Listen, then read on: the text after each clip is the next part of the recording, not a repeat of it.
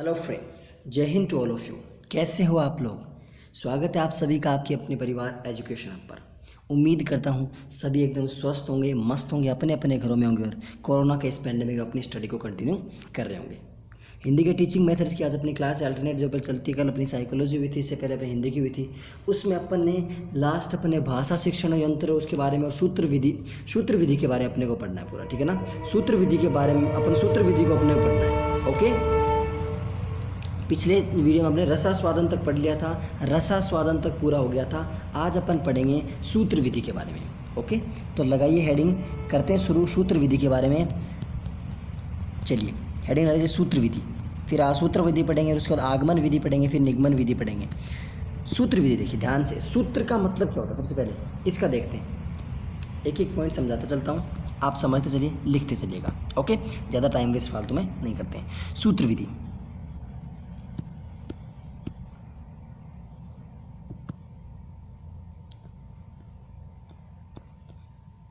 सूत्र विधि। ओके, सूत्र का मतलब क्या होता है सबसे पहले सूत्र को समझते हैं। देखो ये कौन सी ऐसी विधि है, सूत्र विधि ऐसी विधि है जो किससे किस में आई, ये संस्कृत से आई थी। कहाँ से? संस्कृत से आई थी। और किस में? हिंदी में आई थी। सूत्र विधि आपकी कहाँ से आई? संस्कृत से तो आई, और कहाँ पर आई? हिंदी में आई। कहाँ से? संस्कृत से हिंदी में आई। कौन सी विधि? सूत्र विधि। ओके, इस विधि को अमनोवैज्ञानिक विधि कहते हैं। कैसी विधि कहते हैं इसको? अमनोवैज्ञानिक विधि कहते हैं। Is that clear? बात समझ में आ गई ना? इस विधि को कौन सी विधि कहते हैं? इस विधि को अमनोवैज्ञानिक विधि कहते हैं। ठीक है, इसमें क्या होता है? इसमें सूत्र विधि में क्या होता है? देखो ध्यान से, एक एक पॉइंट समझाता चलता हूँ, आप समझते चलिए और साथ साथ में नोट भी करते चलिए ध्यान से। सूत्र विधि, सूत्र का मतलब क्या होता है? तो सूत्र विधि में क्या होता है कि अल्प अक्षर वाला या सार युक्त या सर्वभावेन प्रभावी, संदेह रहित, अनिंद्य और दोष रहित रचना को क्या कहते हैं? सूत्र कहते हैं। एक मिनट ध्यान समझिएगा कि देखो सूत्र क्या होता है। सबसे पहले बात करते हैं सूत्र की अपन। ओके, ये अपनी सूत्र विधि की इतनी बातें आपने लिख ली हुई। कहाँ से? संस्कृत से आई। कहाँ पे रही? हिंदी में आई है। और कैसी आई है? कैसी विधि है? अमनोवैज्ञानिक विधि है। अब सूत्र विधि के बारे में, सूत्र के बारे में एक बात ध्यान समझिएगा, क्या कि सूत्र क्या होता है? सूत्र होता है आपका, सूत्र देखो हमेशा अल्प अक्षर में होता है। कैसा होता है? अल्प अक्षर वाला। कैसा वाला? अल्प अक्षर होते हैं सूत्र में। सूत्र बड़ा थोड़ी, सूत्र छोटा सा होता है। तो सूत्र होता है अल्प अक्षर वाला।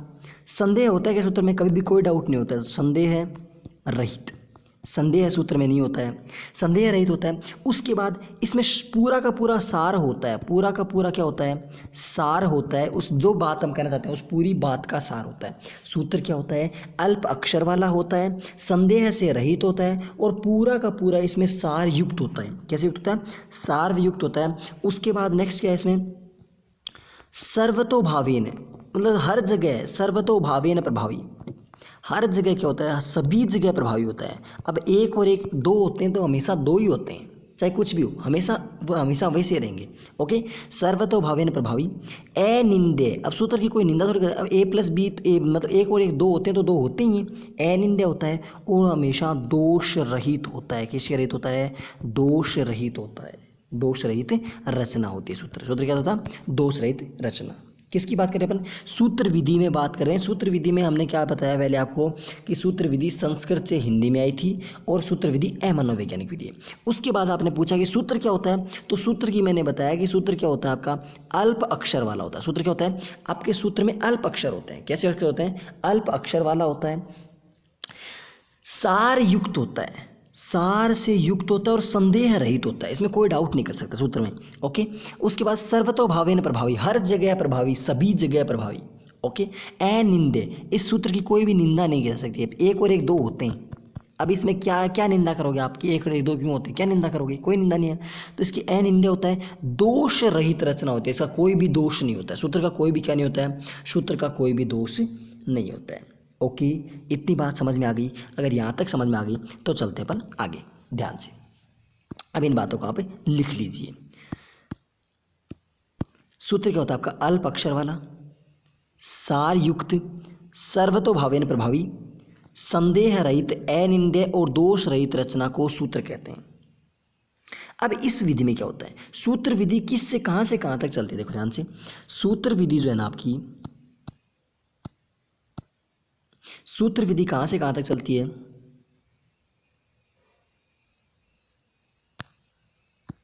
सूत्र विधि आपकी चलती है सूक्ष्म से स्थूल की तरफ, सूक्ष्म से स्थूल की तरफ चलती है। सूक्ष्म सूत्र विधि कहाँ से कहाँ तक चलती है, सूत्र विधि आपकी चलती है सूक्ष्म से स्थूल की ओर, यानी छोटे से बड़े की तरफ चलती है सूत्र विधि। सूत्र हमेशा छोटा होता है, सूत्र हमेशा छोटा होता है और उससे पूरा एक्सप्लेन किया जाता है उसको, तो छोटे से बड़े की ओर।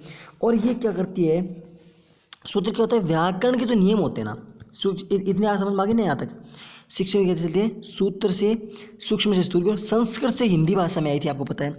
और क्या होता है कि व्याकरण के नियमों व सिद्धांतों को छोटे छोटे सूत्रों में बांध दिया जाता है। कैसे, जो आपके व्याकरण के नियम और सिद्धांत होते हैं उनको किस में, छोटे छोटे सूत्रों में बांध देते हैं, और यह सूत्र छात्रों को रटा दिए जाते हैं। सूत्र क्या करते हैं, रटा दिए जाते हैं। अब रटाने का मतलब किस पर बल देती है, ये रटंत पद्धति पर, रटाने पर बल देती है। किस पर, रटाने पर बल देती है। कौन सी विधि, सूत्र विधि।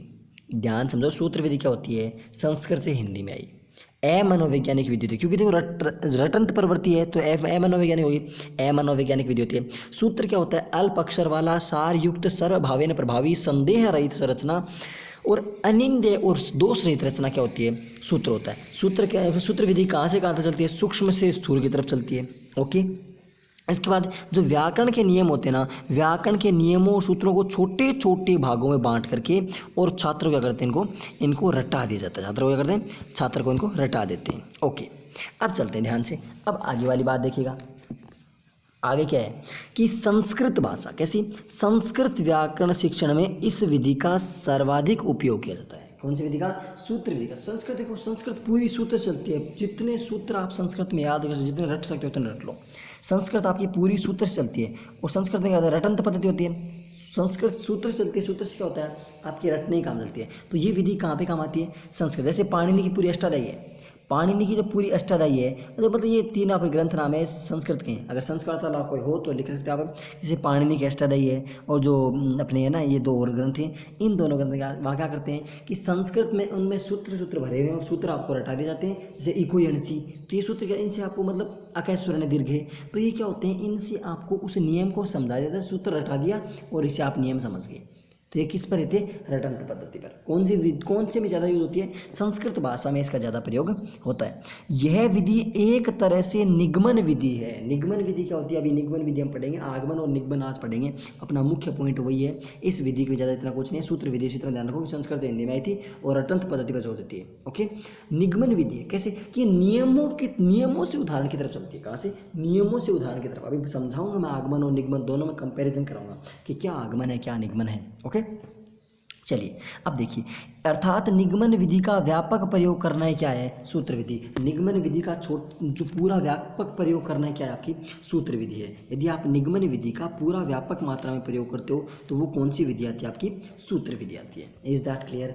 ये बात अगर आपको समझ में आ गई होगी तो आप यहाँ तक थम्स अप कर दीजिए कि हाँ भाई यहाँ तक हमारे इस आगमन विधि में कोई भी डाउट है, इसमें सूत्र विधि में कोई भी दिक्कत नहीं है। ओके, दिक्कत नहीं है यहाँ तक। तो अब चलते हैं अपन आगे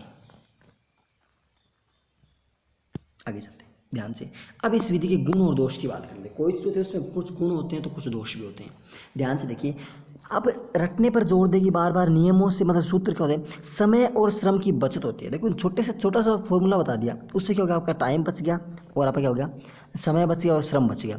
समय और श्रम की बचत होती है। स्मरण शक्ति का विकास होता है। किसका विकास होता है, जो स्मरण शक्ति होती है उसका क्या होता है, विकास होता है। जो आपकी समय और श्रम की बचत होती है, और उसके अलावा आपकी जो स्मरण क्षमता, जो स्मरण शक्ति होती है, रटने की शक्ति, उसका विकास होता है। बड़ी कक्षाओं के लिए उपयोगी होती है, छोटी कक्षाओं के लिए नहीं, बल्कि कौन सी कक्षाओं के लिए होती है, उपयोगी होती है बड़ी कक्षाओं के लिए। ओके, ये से क्या है, गुण है।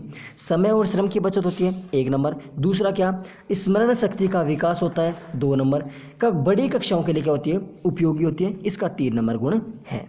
ठीक है, अब बात करते हैं नेक्स्ट अपन दोष की, कि इस विधि के दोष कैसे हैं। ये विधि कैसी विधि है, एक अमनोवैज्ञानिक विधि है। अमनोवैज्ञानिक क्यों है, क्योंकि ये रटने की प्रवृत्ति का विकास करती है, रटने की प्रवृत्ति का। और बच्चे को रटना नहीं, बच्चे को क्या करना चाहिए, बच्चे को समझने पर ज़्यादा विकसित, ज़्यादा जोर देना चाहिए, बच्चे को समझाना चाहिए, ना कि रटाना चाहिए। ओके, इसलिए विधि कैसी है, अमनोवैज्ञानिक विधि और रटने की प्रवृत्ति का विकास करती है। और ये निम्न स्तर के बालकों के लिए अनुपयोगी है, यानी उच्च स्तर के बालकों के लिए उपयोगी है, तो मतलब निम्न स्तर के बालकों के लिए क्या होगी, बड़ी कक्षाओं के लिए उपयोगी है, तो मतलब छोटी कक्षाओं के लिए क्या होगी, अनुपयोगी। तो बड़ी कक्षाओं के लिए उपयोगी है लेकिन छोटी कक्षाओं के लिए उपयोगी नहीं है, इसलिए इस विधि का ये क्या हो गया कि दोष हो गया। ये आपकी सूत्र विधि कंप्लीट। सूत्र विधि में क्या क्या पढ़ा, फटाफट एक बार पूरा समझाया, तो आपको मैं एक साथ पूरा जल्दी से बता देता हूँ। अगर आप लिख लिया हो तो पेन पेपर रख दीजिए और अब इस विधि को समझने का प्रयास कीजिए।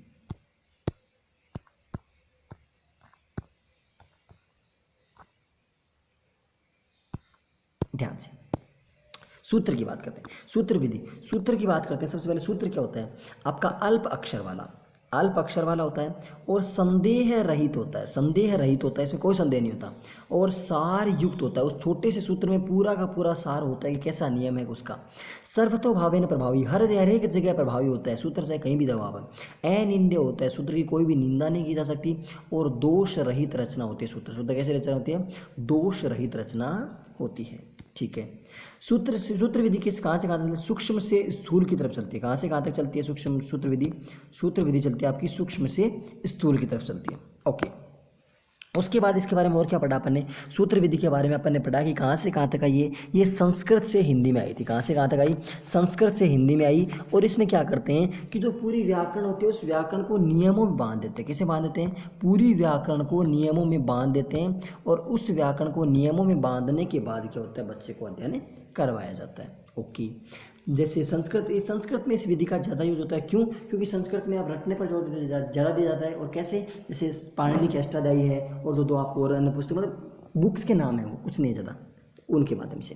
इसमें क्या होता है, इस विधि के गुण क्या कहेंगे, इसमें देखो सूत्र समझा दिया तो मतलब समय और क्या हो जाएगा, समय और श्रम की बचत होगी, बच्चे की स्मरण शक्ति का विकास होगा, बड़ी कक्षाओं के लिए उपयोगी होती है। लेकिन अब बड़ी कक्षाओं के लिए उपयोगी है तो छोटी कक्षाओं के लिए क्या होगी, अनुपयोगी। अमनोवैज्ञानिक विधि है क्योंकि इस पर रटने का शक्ति का विकास किया जाता है, तो ये क्या हो गए, इसके दोष हो गए। ओके, सूत्र विधि में यहाँ तक कोई डाउट नहीं है। अगर डाउट नहीं है तो थम्स अप कर दीजिए, हम पी लेते हैं इतने पानी।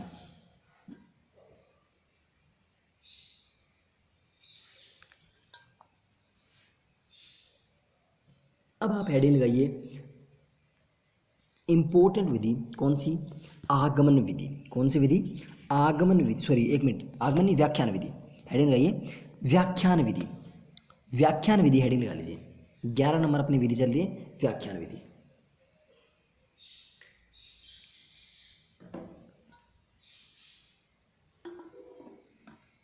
अब व्याख्यान समझने पर, व्याख्या, सबसे पहले बात करते हैं व्याख्या क्या होती है। जब हम छोटे थे ना तो मेरा नाम नहीं आता था व्याख्या, हम क्या बोलते इसको, मतलब वैसे शॉर्ट में नहीं आता तो वैया खैया बोलते इसको, वैया खैया। हाँ, तो कौन सी विधि, व्याख्यान विधि। और व्याख्यान विधि बात करें, व्याख्या, व्याख्या का मतलब क्या होता है, इंग्लिश से आप समझिए एक्सप्लेन करना। हम बोलते हैं ना सर एक्सप्लेन प्लीज़, अगर आपको कोई बात नहीं समझ में आती है तो उसको क्या करते हैं, हम उसको एक्सप्लेन करवाते हैं। क्या करते हैं, उसको एक्सप्लेन। तो किसी चीज़ को एक्सप्लेन करवाना, व्याख्या करवाना, वो क्या होता है, उसकी व्याख्या होती है। ओके, अब व्याख्या बहुत पुराने टाइम से आती है। इस विधि के कितने तार लगा लो, 5 तार लगा लो। बहुत इंपॉर्टेंट विधि है, very very very very important विधि है, ध्यान देना। ओके, व्याख्या क्या होती है, व्याख्या होती है इस बहुत, व्याख्या आपको मतलब पहले जब, मतलब बहुत पुराने ज़माने में जब आश्रमों में अध्ययन किया करते थे तो वहाँ पर भी व्याख्या चलती थी। तो ये सबसे प्राचीन विधि है, सर्वाधिक सबसे प्राचीन विधि है। कैसी विधि है, व्याख्यान विधि सबसे प्राचीन विधि है, सबसे प्राचीन विधि। और सर्वाधिक आलोचना के बाद भी सर्वाधिक प्रयोग किए जाते हैं। इसकी आलोचना बहुत होती है कि इतनी इतनी व्याख्या करोगे तो बच्चों का टाइम वेस्ट होगा, फलाना होगा, लेकिन उसके बावजूद भी इस विधि का क्या होता है, इस विधि में क्या होता है, उस आपके इसका प्रयोग होता है, इतनी आलोचना के बाद। और एक एक शब्द को, मान लो छोटी सी मैंने बात बताई, एक एक शब्द को, एक एक शब्द को पूरा डिटेल से एनालिसिस किया जाता है, एक एक शब्द को खोल खोल के बताया जाता है कि व्याख्या विधि में। ओके, अब लिखिए, आप लिखने का काम कीजिए। शिक्षण विधि की सर्वाधिक प्राचीन विधि है। कैसी विधि है? सर्वाधिक प्राचीन विधि, और सर्वाधिक आलोचना के बाद भी सर्वाधिक प्रयुक्त विधि होती है। इसकी सर्वाधिक आलोचना होती है, लेकिन इन आलोचनाओं के बाद भी इस विधि का सर्वाधिक यूज किया जाता है, सर्वाधिक इसका प्रयोग किया जाता है। और शिक्षक एक एक शब्द को स्पष्ट करता हुआ पाठ के अर्थ को बताता है, यानी एक एक शब्द लेगा, उस शब्द को पूरा एक्सप्लेन करेगा और उसके बाद पाठ को पूरा कंप्लीट करेगा। ठीक है, तो शिक्षण विधि शिक्षण की सबसे प्राचीन विधि है, और इसमें क्या होगा, शिक्षक एक एक शब्द की क्या करेगा, पूरी व्याख्या करेगा। ओके, अब कुछ परिभाषाएं हैं इस विधि से रिलेटेड, उन परिभाषाओं के बारे में अपन डिटेल में जानते हैं। सबसे पहले परिभाषा किसकी है? थॉमस एम रिस्क की परिभाषा है। सबसे पहले किसकी परिभाषा है? थॉमस एम रिस्क की। क्या बोलते हैं कि व्याख्यान उन तथ्यों एवं सिद्धांतों, संबंधों या प्रत्ययों का स्पष्टीकरण है। व्याख्यान उन तथ्यों, सिद्धांतों, संबंधों या प्रत्ययों का स्पष्टीकरण है कि जिन्हें शिक्षक चाहता है कि सुनने वाला समझे, कि इन्हें सुनने वाला क्या करे, इनको समझे। नहीं समझ आई? देखो, व्याख्यान क्या है? व्याख्यान की परिभाषा देना। व्याख्यान का मतलब क्या होता है कि कोई भी आपके नियम, सिद्धांत, सूत्र, संबंध जो भी होते हैं, ठीक है, उनको स्पष्ट करना, और उनको स्पष्ट ऐसा करो कि जो इनको सुन रहा है, जो कोई भी इंसान इनको सुन रहा है, वो क्या करे, इनको समझे, सुनने वालों क्या करे, इनको समझ जाए। ये किस में आता है? ये परिभाषा किसने दी? थॉमस एम रिस्क ने दी। देखो, किसी चीज़ को, किसी को यदि समझाना होता है, किसी को यदि मान लो किसी इंसान को समझाएं, तो समझाने में क्या लेते हैं हम? रिस्क लेते हैं। समझाने में क्या लेते हैं? रिस्क लेते हैं, क्योंकि देखो माने नहीं माने हमारी बेइज्जती करते हैं, हम उसको समझाने वाले, बोलो तू कौन होता है मेरे ज्ञान देने वाला, तो रिस्क ही होता है ना। तो इसलिए तो थॉमस एम रिस्क बोलते हैं कि व्याख्यान उन तथ्यों, सिद्धांतों, संबंधों या प्रत्ययों का स्पष्टीकरण है कि जिन्हें शिक्षक चाहता है कि सुनने वाला इनको क्या करे, इनको समझे। ठीक है, इतनी बात समझ में आ गई। अब नेक्स्ट अगली डेफिनेशन आती है बाइनिंग एंड बाइंडिंग की। किसकी आती है अगली डेफिनेशन? अगली परिभाषा आती है बाइंडिंग एंड बाइंडिंग की। ओके, चलिए बाइंडिंग एंड बाइंडिंग को देखते हैं। बाइंडिंग और बाइंडिंग क्या बोलते हैं? दो इंसान थे कि बड़ी कक्षाओं में, कैसी कक्षाओं में? बड़ी कक्षाओं में प्रयोग की जाने वाली पद्धति, बड़ी कक्षाओं में प्रयोग की जाने वाली पद्धति एक व्यावहारिक विधि है। पद्धति ऐसे लिखते हैं, पद्धति यहाँ पे गलत लिखा हुआ है, हम बताते हैं पद्धति कैसे लिखते हैं। पद्धति ऐसे लिखते हैं, तो वो गलत क्यों है? मतलब शुद्ध वो भी है, लेकिन वो पद, वो दे और ये का मिश्रण होता है। ओके, वो दे होता है, ठीक है ना। पद्धति ऐसे लिख लेना, पद्धति। अब देखिए ध्यान से कि बड़ी कक्षाओं में प्रयोग किए जाने वाली विधि जो की जाने वाली पद्धति किस होती है? व्याख्यान एक व्यावहारिक विधि है। कैसी विधि है? बाइंडिंग एंड बाइंडिंग की बात की है कि बड़ी कक्षाओं में प्रयोग की जाती है, और ये पद्धति क्या होती है? व्याख्यान एक व्यावहारिक विधि है। कैसी विधि है? व्यावहारिक विधि। नेक्स्ट अगली परिभाषा है जेम्स एम ली की। ये क्या बोलते हैं कि व्याख्यान शिक्षण की शास्त्रीय विधि, शास्त्रीय मित्र बड़ा आएगा, ठीक है ना। शास्त्रीय पद्धति है जिसमें शिक्षक औपचारिक रूप से किसी प्रकरण या समस्या पर भाषण देता है। कौन समझ आई? देखो ध्यान से, क्या है कि बाइंडिंग और बाइंडिंग ने क्या कहा है? बाइंडिंग और बाइंडिंग ने कहा है कि कक्षा में जो हम प्रयोग करते हैं ना, जो पद्धति प्रयोग करते हैं, वही क्या आपकी व्याख्या, एक व्यावहारिक व्याख्या कक्षा एक पद्धति हम यूज करते हैं व्याख्यान, और व्याख्यान क्या एक व्यावहारिक विधि है। कैसी विधि है? व्यावहारिक विधि। ठीक है, नेक्स्ट क्या है? जेम्स एम ली बोलते हैं कि व्याख्यान शिक्षण शास्त्रीय पद्धति है। कैसी पद्धति? शास्त्रीय पद्धति है। इसके माध्यम से क्या होता है? इससे शिक्षक औपचारिक रूप से किसी प्रकरण या समस्या पर भाषण देता है। तो कोई भी एक औपचारिक प्रकरण या औपचारिक रूप से किसी जो प्रकरण होता है, कोई भी समस्या होती है, उस पर भाषण कौन देता है? उस पर भाषण देता है आपका शिक्षक। कौन देता है उस पर भाषण? उस पर भाषण देता है आपका शिक्षक। ठीक है, इतनी बात आपकी समझ में आ गई। अब चलते पर आगे नेक्स्ट इसी के बारे में, इस विधि की बात करते हैं। इस विधि के कुछ पॉइंट्स की बात करते हैं, फैक्ट्स की बात करते हैं। ये विधि कैसी होती है? अब देखो, व्याख्या कौन करेगा? ध्यान से समझने का प्रयास कीजिएगा मेरी बात को। व्याख्या करेगा कौन? व्याख्या करेगा शिक्षक। तो इसमें केंद्र बिंदु कौन होता है? केंद्र कौन होता है इस विधि का? शिक्षक। क्योंकि देखो, व्याख्या कौन करेगा, ये इसका बाद में दोष बन जाएगा। कि शिक्षक केंद्रित होती है, छात्र इसमें क्या रहता है, निष्क्रिय। तो क्या करते हैं, ये विधि की, इसकी विधि का केंद्र बिंदु कौन होता है, शिक्षक ही होता है, कि शिक्षक ही करता, शिक्षक ही धरता। और इसमें कौन से कौशल पर आधारित है, ये श्रवण कौशल पर आधारित है। कौन से कौशल पर आधारित है, श्रवण कौशल पर आधारित है। क्लियर, यहां तक आपकी बात समझ में आ जानी चाहिए। अब चलते आगे। केंद्र कौन होता है, इसका शिक्षक होता है। और ये कौन से कौशल पर आधारित होते हैं, श्रवण कौशल पर आधारित होती है। इस विधि में क्या करते हैं, व्याख्यान में यदि आप किसी चीज की व्याख्या करोगे तो उसका आप कोई उद्देश्य होगा, उसकी कोई आलोचना भी करोगे आप, आलोचना के बाद उसकी आप समालोचना भी करोगे, और समालोचना के बाद उसका मूल्यांकन भी करोगे, और मूल्यांकन के बाद उसकी समीक्षा शोध भी करोगे। समीक्षा शोध जानते हो ना, कौन है, सोनू सूद की बहन है। अब नहीं जानते तो मत जानो, कोई काम की नहीं है। हाँ जी, अब देखो ध्यान से, क्या बात है, क्या कहा मैंने। इस विधि में क्या होता है, इस विधि का केंद्र बिंदु कौन होता है, इस विधि का केंद्र बिंदु होता है शिक्षक ही होता है। इस विधि का कर्ता धर्ता कौन होता है, शिक्षक होता है। और इस विधि में क्या होता है, इसमें श्रवण कौशल पर आधारित विधि है। कौन से कौशल पर, श्रवण कौशल मीन्स लिसनिंग, लिसनिंग की होती है। कौन से कौशल इसमें होता है, इसमें लिसनिंग कौशल, श्रवण कौशल पर आधारित है। नेक्स्ट क्या है, इस विधि से शिक्षण करने का मुख्य उद्देश्य है आलोचना, समालोचना, मूल्यांकन एवं समीक्षा करना। अब what is the difference between आलोचना एंड समालोचना। आलोचना होता है किसी चीज़ के दोष निकालना, आलोचना क्या होता है, किसी चीज़ के दोष निकालना आलोचना। और यदि आप उसके गुण और दोष दोनों की बात करते हो तो वो क्या होती है आपकी समालोचना। आलोचना क्या होता है, किसी चीज़ के दोष निकालना, और समालोचना क्या होता है, गुण और दोष दोनों निकालना। मूल्यांकन और समीक्षा जानते हो आप लोग, इनकी कोई ज़रूरी नहीं है बताने की। ओके, ये आपकी इतनी बातें क्लियर, अगर समझ में आ गई हुई तो थम्स अप कर दीजिए। ये उसकी कुछ पॉइंट थे, कौन सी विधि के, इसके आपके कौन सी विधि थी, व्याख्यान विधि के। ओके, चलिए अब चलते हैं आगे। आगे अपन नेक्स्ट बात करते हैं व्याख्यान विधि के प्रमुख चरण या सोपान। किसकी बात करते हैं, सोपान या प्रमुख चरण। सबसे पहले बात करते हैं, ध्यान से देखिए, एक एक पॉइंट मैं समझाता चलता हूं, आप समझते चलिए।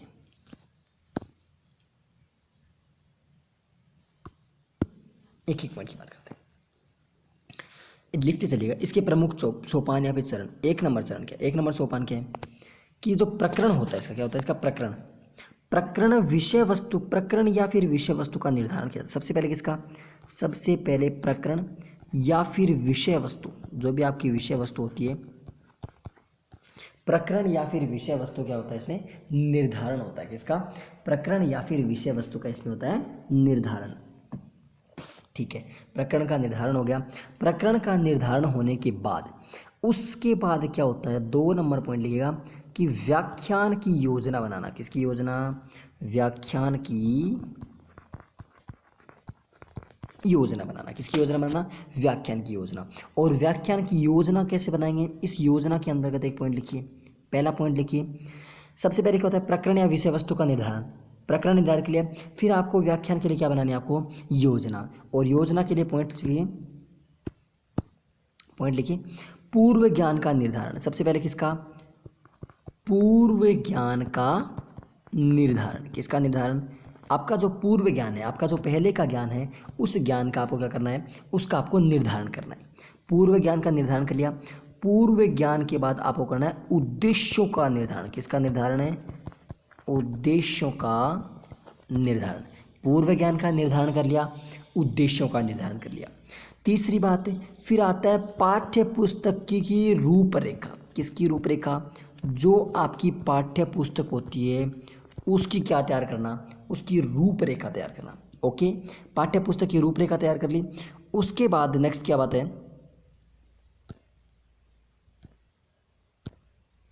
पाठ्य पुस्तक की रूपरेखा तैयार कर ली। रूपरेखा तैयार करने के बाद 4 नंबर उसी में यहीं पे लिखना, यहाँ पे मतलब यहाँ पे चौथा पॉइंट इसी में। 4 नंबर क्या है कि उदाहरणों का स्थान। किसका स्थान, उदाहरणों का को स्थान देना। किसको स्थान देना, उदाहरणों को स्थान देना। ठीक है, पहला पॉइंट क्या लिखा कि प्रकरण या विषय वस्तु इसका निर्धारण करना। दूसरा क्या, व्याख्यान की योजना बनाना, और व्याख्यान की योजना में पूर्व ज्ञान का निर्धारण करना, उद्देश्यों का निर्धारण करना, पाठ्य पुस्तक की रूपरेखा बनाना और उदाहरणों को स्थान देना। अब दो हो गए ना, एक और दो हो गए, अब 3 नंबर लिखिए। 3 नंबर क्या, फिर उसके बाद करेंगे इसको प्रस्तुतिकरण। क्या करेंगे उसका, प्रस्तुतिकरण। प्रस्तुतिकरण कर दिया, फिर 4 नंबर फिर लिखिए सारांश। क्या लिखिए, सारांश। और 5 नंबर लिखिए मूल्यांकन। सारांश और 5 नंबर लिखिए मूल्यांकन। Is that clear? बाद में प्रस्तुतिकरण, सारांश और मूल्यांकन, यहाँ तक आपको सबको समझ में आ जाना चाहिए। क्या बताया, कुछ नहीं बताया, इसको छोड़िए, ये समझिए। आपने लिख लिया वहाँ तक, ये लिख लिया ना, इतना ये पॉइंट लिख लिया और ये भी आपने लिख लिया। अब इस पॉइंट को समझिए, क्या कि प्रकरण या विषय वस्तु का निर्धारण आपने कर लिया। जो भी आपका प्रकरण था, जो भी आपकी विषय वस्तु, उसका निर्धारण। फिर आपको व्याख्यान की योजना बनानी है। किसकी योजना बनानी है आपको व्याख्यान की योजना बनानी है। और व्याख्यान की योजना बनाने के लिए आपको क्या करना है, व्याख्यान की योजना बनाने के लिए आप पूर्व ज्ञान का निर्धारण करोगे, उद्देश्यों का निर्धारण करोगे, पाठ्य पुस्तक की रूपरेखा बनाओगे और उदाहरणों को स्थान दोगे। उसके बाद उसका रिप्रेजेंट प्रस्तुतिकरण करोगे, सारांश निकालोगे और लास्ट में क्या करोगे, उसका मूल्यांकन करोगे। बात यहाँ तक क्लियर? आगे समझ। ओके, इतनी बात समझ में आ गई। अब लिखिए व्याख्यान विधि के गुण और उसके बाद करेंगे बात अपन दोष की। ठीक है, हेडिंग लगाइए व्याख्यान विधि के गुण।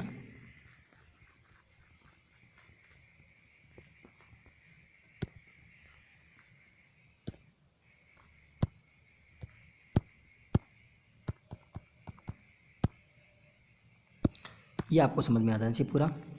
व्याख्यान विधि के गुण के बारे में देखते हैं। देखो गुण क्या है कि जो कम समय होता है। देखिए 1 नंबर गुण लिखिए, कम समय में पाठ्यक्रम पूरा। क्योंकि व्याख्या करते हैं ना, तो आपका मतलब समय कम लगता है, तो पाठ्यक्रम स्पीड से पूरा हो जाता है। व्याख्या फटाफट कर देते हैं और जो फटाफट व्याख्या करने के बाद उसका क्या हो जाएगा, उसका पाठ्यक्रम जल्दी पूरा हो जाता है। कम समय में पाठ्यक्रम पूरा।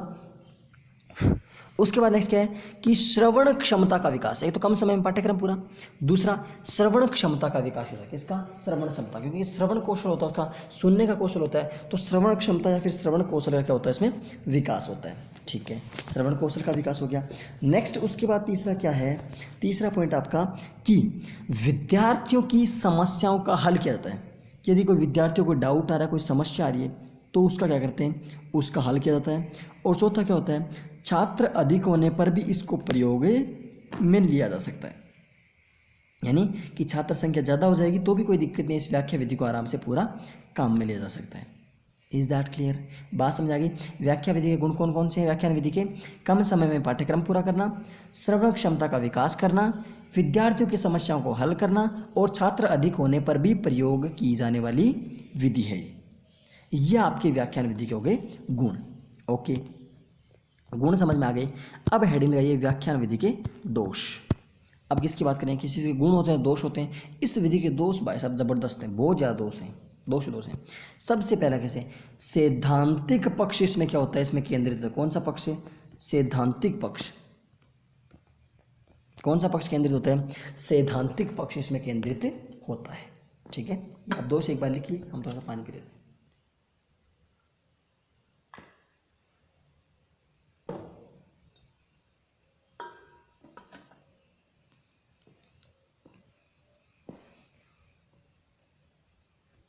सैद्धांतिक पक्ष क्या होता है, इसमें केंद्रित होता है। दूसरा दोष क्या है, सिद्धांतिक पक्ष मतलब सिद्धांतों की ज़्यादा बात करती है।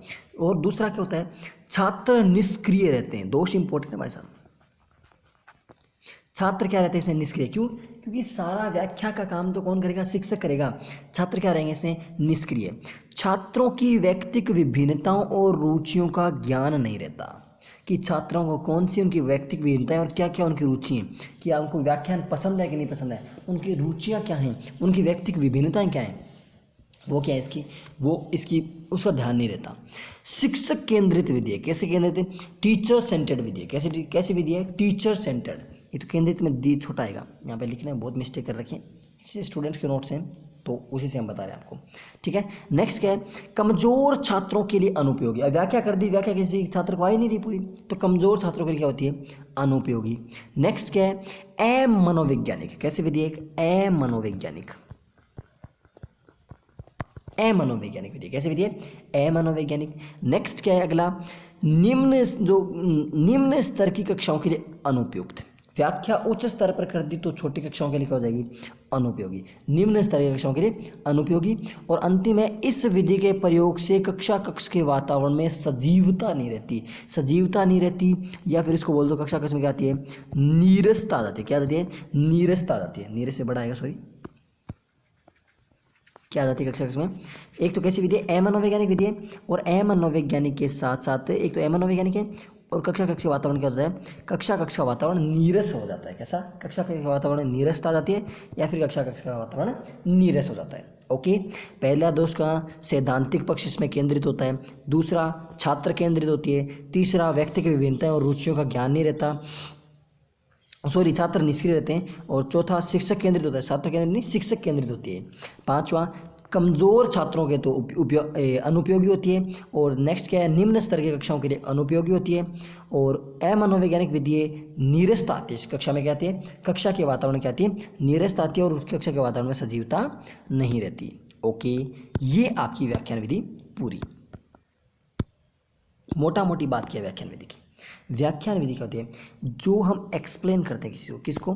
किसी बात को हम एक्सप्लेन करते हैं ना, एक्सप्लेन करना क्या होता है? व्याख्या होती है। एक्सप्लेन करना, यदि हम किसी को कोई बात एक्सप्लेन करते हैं, वही क्या हमारी व्याख्यान विधि है। Is that clear? व्याख्यान विधि आपको समझ में आ जानी चाहिए। दो विधियां पढ़ ली, सूत्र विधि हमने पढ़ ली और व्याख्यान विधि हमने पढ़ ली। व्याख्यान विधि बहुत ही इंपॉर्टेंट है। अगर नहीं समझ में आई तो कमेंट सेक्शन में बता देना, मैं आपको दोबारा बता दूँगा, बट ऐसा कुछ है नहीं इसमें जो नहीं समझ में आए। ओके, अब आप हेडिंग लगाइए आगमन विधि। निगमन पढ़ेंगे, लेकिन पहले पढ़ेंगे आगमन। आगमन समझ में आ गई ना, तो निगमन समझने की जरूरत नहीं है। आगमन की जस्ट अपोजिट, क्या अपोजिट कौन सी है? निगमन। आगमन की पूरी पूरी उल्टी विधि कौन सी है? आगमन की उल्टा कर दो, क्या हो जाएगा आपकी? निगमन विधि। कौन सी विधि हो जाएगी? निगमन। आगमन की पूरी पूरी उल्टी विधि कौन सी होती है आपकी? निगमन विधि। आगमन विधि की पूरी अपोजिट निगमन विधि। हेडिंग लगा लीजिए आगमन विधि इंडक्टिव मेथड। आगमन विधि। चलिए, आगमन, आओ, उदाहरण से नियमों की तरफ चलती है। किसकी तरफ है? उदाहरण से नियमों की तरफ। पहली लाइन ही पूरी विधि को स्पष्ट कर देगी। ध्यान से समझ लीजिएगा इस विधि को, इतना गौर से, मैं आराम से इसको प्यार से समझा रहा हूँ, अच्छे से समझ लीजिएगा। आगमन विधि मैं बताऊंगा, निगमन विधि आप खुद समझ जाओगे। चलिए, आपके जो है ना, आपका जो पेज है रजिस्टर का, एक काम कीजिए, हाँ चलिए पहले आगमन विधि लिखते हैं। आगमन विधि, जैसे जैसे आगमन चलेगी ना, आगमन की जस्ट अपोजिट निगमन हो जाएगी। तो पहले हेडिंग लगाइए आप आगमन विधि। सबसे पहले बात करते हैं आगमन विधि का प्रतिपादन। प्रतिपादन किसने किया? आगमन विधि का प्रतिपादन किया अरस्तु ने। किसने किया आगमन विधि का प्रतिपादन? अरस्तु ने आगमन विधि का प्रतिपादन किया। ठीक है, उसके बाद नेक्स्ट आता है कि आगमन विधि क्या होती है? उदाहरण से नियमों की तरफ चलेगी। किसकी तरफ? उदाहरण से नियमों की तरफ।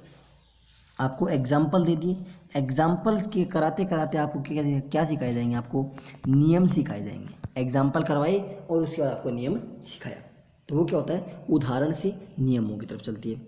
नेक्स्ट क्या है? ये प्रत्यक्ष अनुभव पर आधारित है। ये पॉइंट्स लिखते चलिएगा। आगमन विधि लगा लीजिए हेडिंग, और आगमन विधि के बाद एक एक पॉइंट लिखते चलिए। प्रतिपादन किसने किया? अरस्तु ने किया। उदाहरण से नियमों की तरफ चलेगी।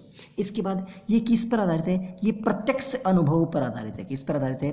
प्रत्यक्ष अनुभव पर आधारित है। आगमन विधि किस पर आधारित है?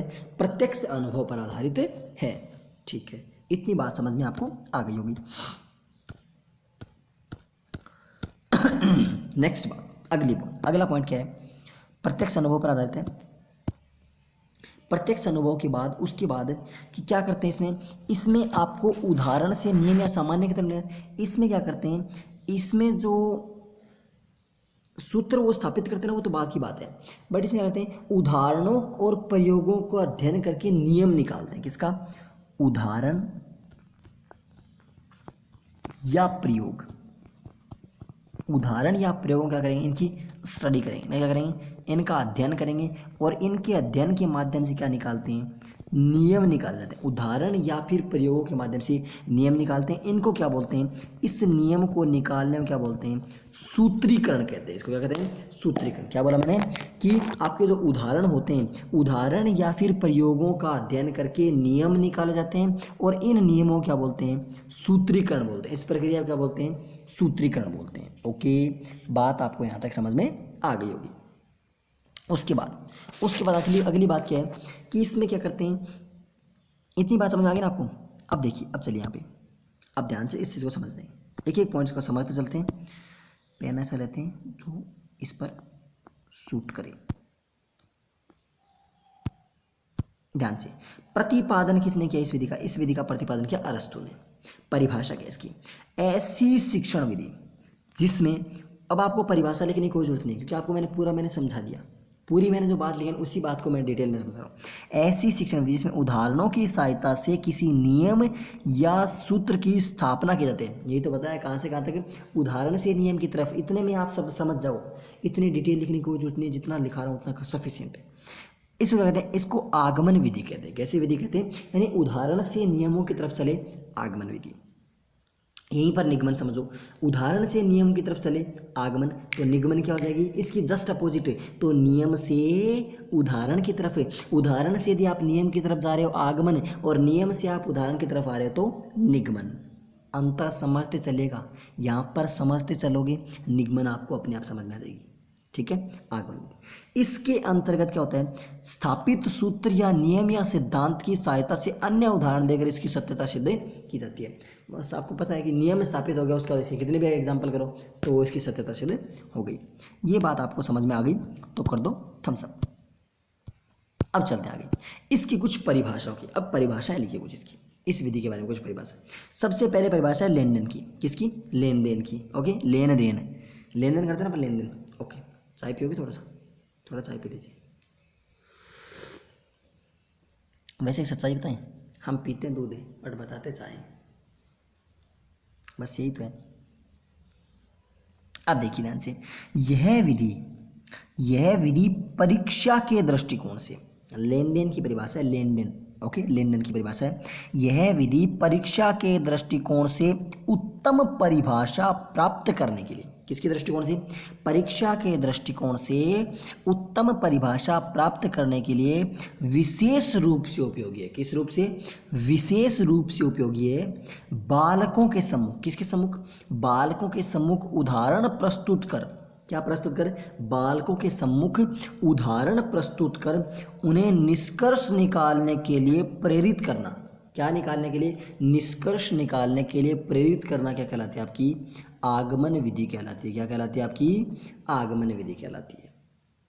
परिभाषा लिखिए आप, हम आपको इस परिभाषा को समझाते चलते हैं और साथ में आप लिखते चलिए ध्यान से। यह विधि क्या है, यह विधि परीक्षा दृष्टिकोण से क्या होती है, उत्तम विधि है। आपके जो परीक्षा का दृष्टिकोण होता है ना, उस दृष्टिकोण से आपकी उत्तम विधि है। ठीक है, इसमें क्या करते हैं, इसमें बालकों के सम्मुख उदाहरण प्रस्तुत करते हैं। ओके, बालकों के सम्मुख क्या दिया आपको, उदाहरण दिए और उन्हें निष्कर्ष निकालने हेतु प्रेरित करना।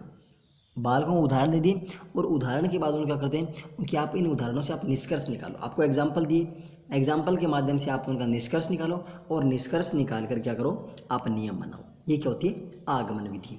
किसके अनुसार, लेन देन के अनुसार परिभाषा इसकी। अब इसकी कुछ अन्य परिभाषाएं हैं, कुछ अन्य परिभाषाएं और परिभाषाएं इसकी, उनके बारे में अपन देखते हैं। चलिए, अब किसकी है, जोयसी और यंग की परिभाषा। पहले आप लिखिए जोयसी की परिभाषा। ओके,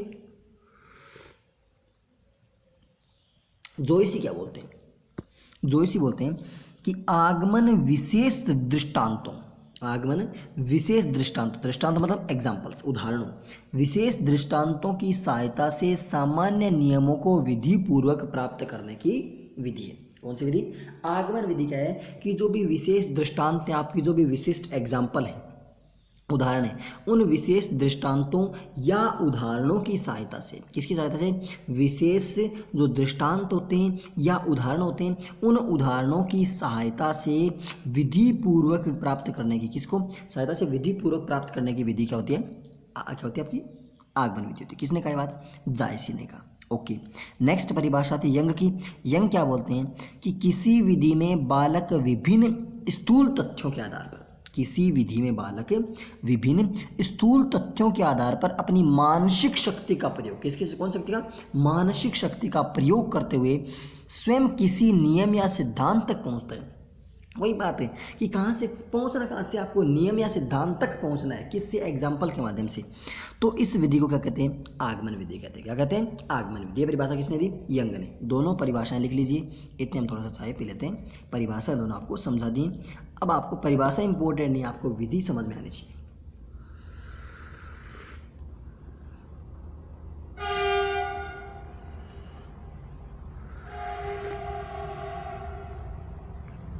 लिखिए फटाफट, इतने ट्रेन को डाल दीजिए।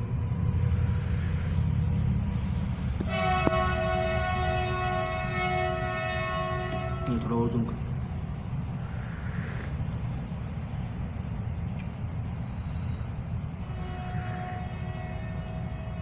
चलिए अब आगे बात करते हैं। इसको यहाँ से हटाते हैं।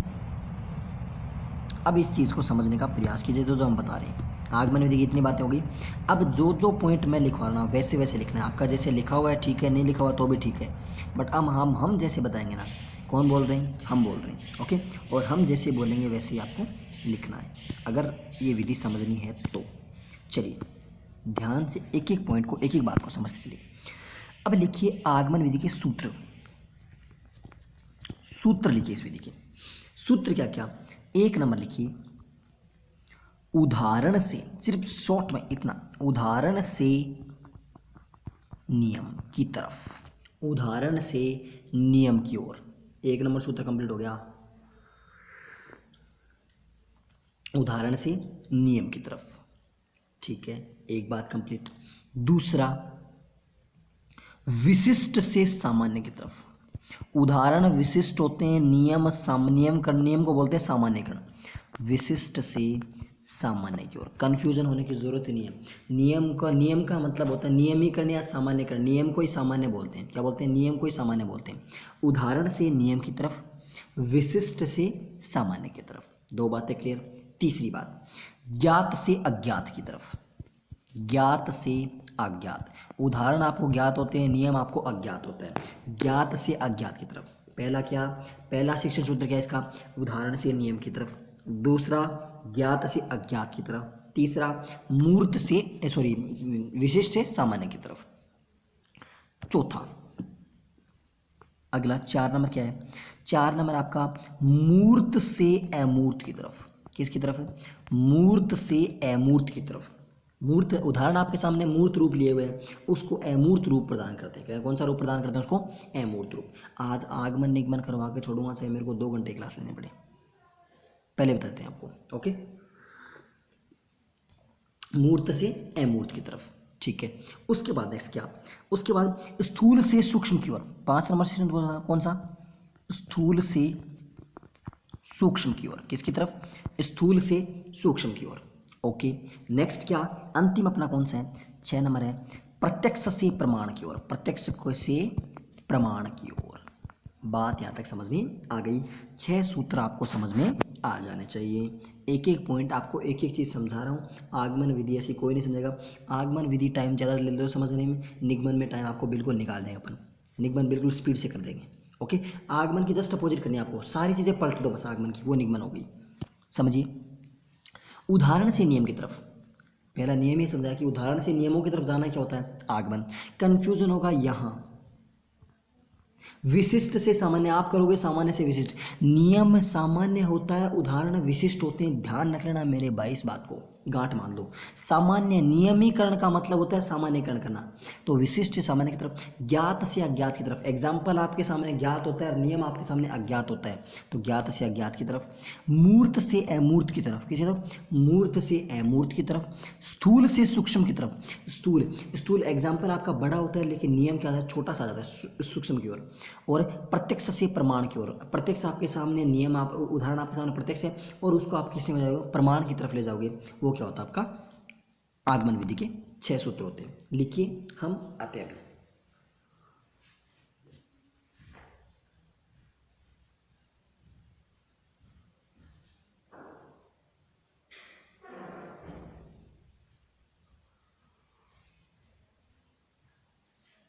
लिख लिया।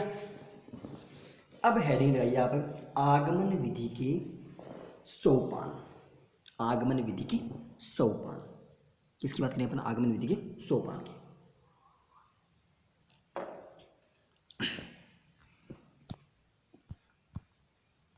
इनको याद रखने की कोई जरूरत नहीं है।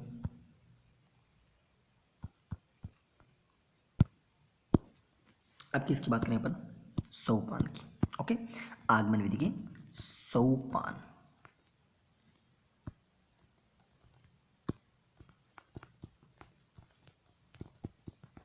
जब मैं आपके लिए 1.5 घंटे क्लास ले सकता हूँ तो आपकी बैठने की कैपेसिटी है। सोपान क्या है? एक नंबर, सबसे पहले क्या होगा? उदाहरणों का प्रस्तुतिकरण। सबसे पहले क्या होगा आपका? आपको उदाहरणों का प्रस्तुतिकरण। उदाहरणों का आपको क्या करना पड़ेगा? प्रस्तुत करना पड़ेगा। पहला सोपान क्या है? उदाहरणों का प्रस्तुतिकरण। उदाहरणों का आपने प्रस्तुतिकरण कर दिया। उसके बाद दूसरा सोपान क्या है? दूसरा है आपका उदाहरणों का, किसका? उदाहरणों का निरीक्षण करना। क्या करना? निरीक्षण करना या तुलना करना। निरीक्षण या तुलना या संबंध स्थापित करना। निरीक्षण या तुलना या संबंध स्थापित करना। दो बातें क्लियर? पहला क्या है? उदाहरणों को प्रस्तुत करना। दूसरा है उदाहरण का निरीक्षण करना या तुलना करना या संबंध स्थापित करना। तीसरा क्या है? तीसरा, आपको पहले आपने उदाहरण प्रस्तुत किए, उदाहरणों का आपने निरीक्षण किया, उनको सोल्व किया, उनको संबंध स्थापित किया, फिर आपने क्या निकाला? नियम। तो तीसरा क्या है? नियमीकरण या नियमीकरण को क्या बोलते हैं? मैंने आपको बताया था, क्या बोलते हैं इसको? सामान्यीकरण बोलते हैं। नियमीकरण या सामान्यीकरण। नियमीकरण या सामान्यीकरण हो गया। उसके बाद चौथा क्या है? नियमीकरण या सामान्यीकरण हो गया। उसके बाद 4 नंबर अंतिम क्या है? फिर क्या है उसका? नियमों का सत्यापन करना। सत्यापन बोल दीजिए या फिर प्रयोग बोल दीजिए या फिर अभ्यास बोल दीजिए। सत्यापन या फिर प्रयोग या फिर अभ्यास। कितने सूत्र? आगमन विधि के कितने सोपान? 4 सोपान। पहला क्या? 1 नंबर सोपान क्या? उदाहरणों को प्रस्तुत करना। मैं पहले ही कह रहा हूँ, आगमन में टाइम ले लीजिए समझने में, निगमन में सारा टाइम निकल जाएगा। निगमन 5 मिनट में कंप्लीट हो जाएगी आपकी, क्योंकि निगमन सब हर चीज़ का अपोजिट करना है। उदाहरणों को प्रस्तुत करना निगमन में पहला, उदाहरणों को प्रस्तुत कर दिया, उसके बाद उदाहरणों का निरीक्षण करना या तुलना करना या संबंध स्थापित करना। फिर क्या करना? इनका नियमीकरण या फिर सामान्यीकरण करना। फिर उसके बाद अंतिम स्टेप क्या था? सत्यापन करना या प्रयोग करना या अभ्यास करना। ये आपके आगमन विधि के नियम हो गए, उसके क्या हो गए? सोपान हो गए। अब हेडिंग लगा लीजिए, आगमन विधि के गुण। इन चीज़ों को हटाते चलिएगा, इनकी कोई जरूरत नहीं, हम जो लिखवा रहे हैं वही लिखो। आगमन विधि के गुण।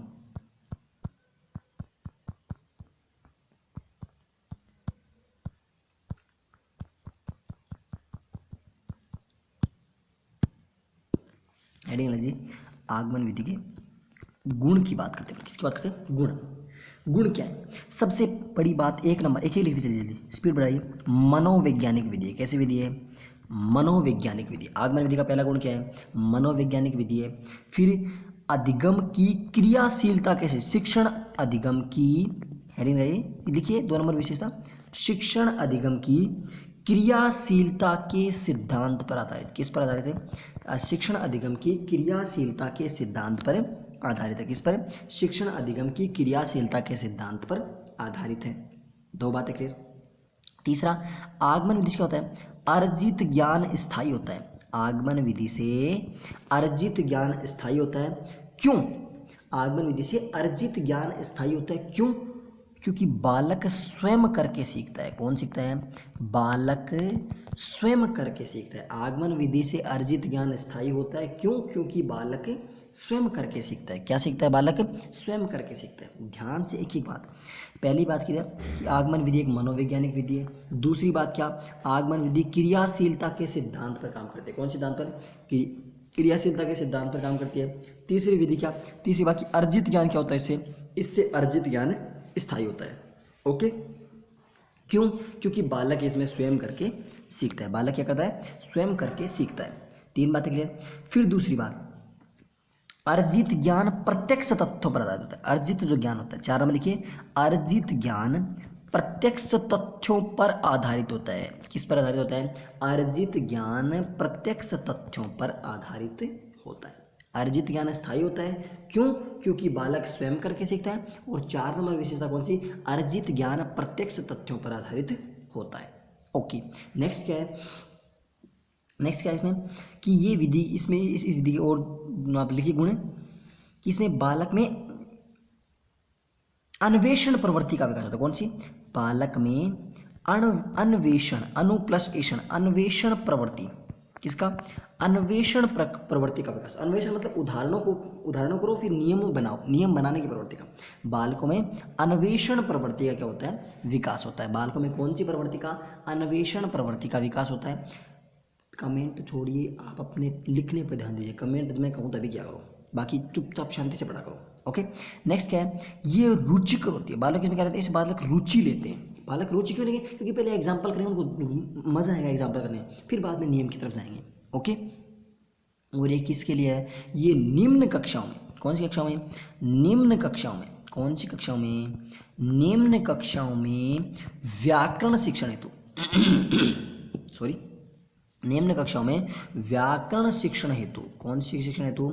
निम्न कक्षाओं में व्याकरण शिक्षण हेतु उपयोगी होती है। क्या होती है? निम्न कक्षाओं में व्याकरण शिक्षण हेतु क्या होती है? उपयोगी होती है। लिख लिए कौन कौन सी इसकी विशेषताएं लिखी। 1 नंबर चलते हैं। क्या होते हैं गुण? क्या होते हैं? मनोवैज्ञानिक विधि है, क्रियाशीलता के सिद्धांत पर आधारित है, अर्जित ज्ञान स्थायी होता है। क्यों? क्योंकि बालक स्वयं करके सीखता है। 4 नंबर क्या? प्रत्यक्ष तथ्यों पर आधारित होती है।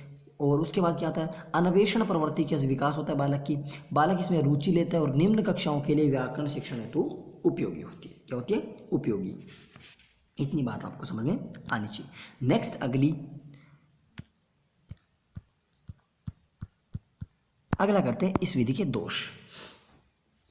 दोष विधि क्या होता है? ये क्या होती है? समय व परिश्रम की अत्यधिक आवश्यकता होती है। समय व परिश्रम की होती है। बार बार हम क्या करेंगे? आपको इस विधि में पता है क्या पढ़ना है? इस विधि में आपको इसके सूत्र पढ़ने। आगमन विधि के सूत्र ध्यान से रखना कि उदाहरण से नियम, मूर्त से अमूर्त, विशेष से सामान्य, ज्ञात से अज्ञात, स्थूल से सूक्ष्म और प्रत्यक्ष से प्रमाण। विशिष्ट से सामान्य को खास तौर से ध्यान रखना कि विशिष्ट से सामान्य होता है। ओके, समय व परिश्रम क्या होती है? समय व परिश्रम की अधिक आवश्यकता होती है। पाठ्यक्रम समय पर पूरा नहीं होता है। क्योंकि देखो, उदाहरण कितने का एग्जाम्पल कराओगे? बच्चे नियम नहीं पकड़ पाए, एग्जाम्पल थोड़ी कराते रहोगे। तो इससे क्या होता है? इससे आपको समय पर पाठ्यक्रम पूरा नहीं होता है। अनुभवी व प्रशिक्षित अध्यापक ही इसका प्रयोग कर सकते हैं। कौन? जो अनुभवी और प्रशिक्षित अध्यापक होते हैं, जो आपके वेल टैलेंटेड टीचर्स होते हैं, वो इसका क्या कर सकते हैं? इस विधि का प्रयोग कर सकते हैं। नेक्स्ट क्या है? कभी कभी स्थापित नियमों की सत्यता नहीं होती है। कि कभी कभी जो नियम स्थापित, हम नियम बनाते ना, वो नियमों के अपने से बोलते हैं अपवाद। हिंदी में अपवाद आते हैं अपने, कहीं संधि करते हैं, संधि में बहुत सारे अपवाद आते हैं ना। तो कभी कभी स्थापित नियमों की सत्यता नहीं होती है। जैसे आपके एक एग्जाम्पल लिया मैंने, जैसे अक्षोहिणी। ये एग्जाम्पल्स लिख लीजिए। अक्षोहिणी है, स्वैरिणी है। कौन सा? स्वैरिणी, प्रौढ़, प्रौढ़, प्रौह, और बहुत सारे एग्जाम्पल होते हैं, बहुत सारे एग्जाम्पल होते हैं। इनका विच्छेद कर देना, तो इनका विच्छेद, इनमें क्या होता है? विच्छेद तो गुण संधि की तरह होता है, लेकिन इनमें होती कौन सी है? इनमें वृद्धि दिखती है। ओके, ठीक है। विच्छेद इनका गुण संधि की तरह होता है, लेकिन इनमें होती कौन सी है? वृद्धि संधि होती है। कौन संधि होती है? वृद्धि संधि होती है। Is that clear? बात समझ में आ गई? इतनी बात आपको क्लियर समझ में आ जानी चाहिए। समझ में आ गई, इसके गुण समझ में आ गए, इस आगमन विधि का आपको दोष समझ आ गए। यहाँ तक कोई आपको दिक्कत नहीं होनी चाहिए, यहाँ तक दिक्कत नहीं। अब मैं आगमनों करता हूँ फटाफट रिवाइज, फिर आपको निगमन का बताता हूँ। निगमन करना क्या? निगमन का ध्यान से। आगमन विधि कैसी? मनोवैज्ञानिक विधि क्रियाशीलता के सिद्धांत पर काम करती है, और ये पूरी बातें मैं आगमन के बारे में बता चुका हूँ। आगमन विधि शिक्षण सूत्र ध्यान रखना। आगमन विधि के शिक्षण सूत्र बोलिए मेरे साथ, कौन कौन से? उदाहरण से नियम की तरफ, उदाहरण से नियम की तरफ। नेक्स्ट दूसरा शिक्षण सूत्र कौन सा है? फिर उसके बाद अगली बात कहाँ थी? उदाहरण से नियम की तरफ, विशिष्ट से सामान्य की तरफ। किसकी तरफ? विशिष्ट से सामान्य की तरफ। ज्ञात से अज्ञात की तरफ, ज्ञात से अज्ञात की तरफ। ओके, नेक्स्ट क्या? मूर्त से अमूर्त की तरफ, मूर्त से अमूर्त की तरफ। स्थूल से सूक्ष्म की तरफ, स्थूल से किसकी तरफ? सूक्ष्म की तरफ। प्रत्यक्ष से प्रमाण की तरफ प्रत्यक्ष से प्रमाण की तरफ। सोपान क्या है इसके कि उदाहरणों का प्रस्तुतिकरण करना, उदाहरणों का निरीक्षण करना, उसके बाद इनकी तुलना करना या संबंध करना है, तो 2 नंबर। फिर नियमों का जो नियमीकरण करना है, फिर सामान्यकरण करना, नियमीकरण करना या फिर सामान्यकरण करना। और अंतिम क्या था, अंतिम अपना था कि इनका जो नियम बने उनका क्या करना, उनका प्रयोग करना और प्रयोग करके उनको सिद्ध करना। ओके, ये आपकी आगमन विधि तक कंप्लीट। अब आपको करना क्या है घर पे, ध्यान से सुन लीजिए बात मेरी, साफ तौर से स्पष्ट तौर से कह देते हैं हम आपको। मैंने आगमन विधि आपको पूरी बता दी है। निगमन विधि में सिर्फ एक आपको अंतर करना है, सिर्फ एक चीज़ आपको अलग एक्स्ट्रा लिखनी है। उसमें क्या, निगमन विधि आप पूरी आगमन विधि की अपोजिट लिखनी है आपको, हर एक जगह पे आपको अपोजिट है, हर एक चीज़ इसकी अपोजिट है। ओके, निगमन विधि आप इसको पूरी अपोजिट लिखोगे, सिर्फ एक चीज़ उसमें अलग लिखोगे, जनक। निगमन विधि का जनक कौन है, प्लूटो। कौन है, सॉरी प्लूटो नहीं, प्लेटो, प्लूटो तो ग्रह है, प्लेटो। ओके, निगमन विधि का जनक कौन है, प्लेटो। अब निगमन विधि की पूरी डिटेल आप खुद लिखोगे, मैं कुछ नहीं लिखाऊंगा, न मैं अगली क्लास में कराऊंगा। आप निगमन विधि की पूरी डिटेल आप खुद लिखोगे अपने स्वयं से। ओके, निगमन विधि आज आपकी आगमन और निगमन दोनों पूरी हो गई हैं। निगमन विधि अगले क्लास में मैं सिर्फ आपको लिखाऊंगा नहीं और समझाऊंगा भी, शायद मुश्किल ही समझाऊंगा, क्योंकि आगमन विधि आपको इतने डिटेल से मैंने बताई है। अगर नहीं समझाई तो वीडियो आप एक बार दोबारा देख लेना। आगमन विधि इतनी डिटेल से बता दी कि निगमन में आपको कोई डाउट नहीं बचा। और ये मैं साफ साफ कह रहा हूँ निगमन विधि आगमन की 100% अपोजिट है, पूरी की पूरी अपोजिट है आगमन विधि की। ओके, अब आपका काम, क्या काम, हमने अभी तक आपको पूरा लगभग आपकी 55-60 मिनट की क्लास हो जाएगी, अब 1 घंटा क्लास हो जाएगी।